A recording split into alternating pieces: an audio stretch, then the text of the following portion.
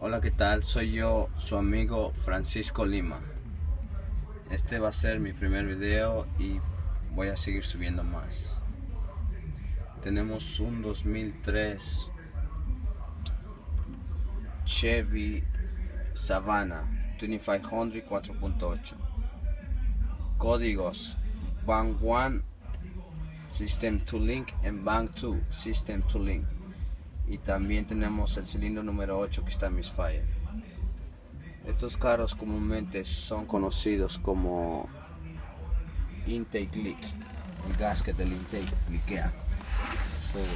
Chequeé los códigos, ya puse la máquina de humo y ahora voy a hacer el smoke test. Y ustedes van a ver por acá cómo está liqueando. Voy a activar la máquina, es como ustedes ven, intake gasket leak. Bank 1 system to link and Bank 2 system to link. System to link. Y cilindro número 8 misfire.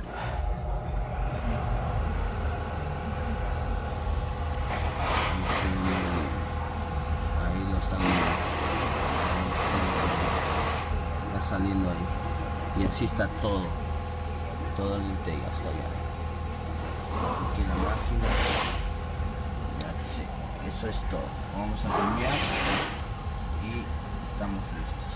Gracias y los espero ver muy pronto.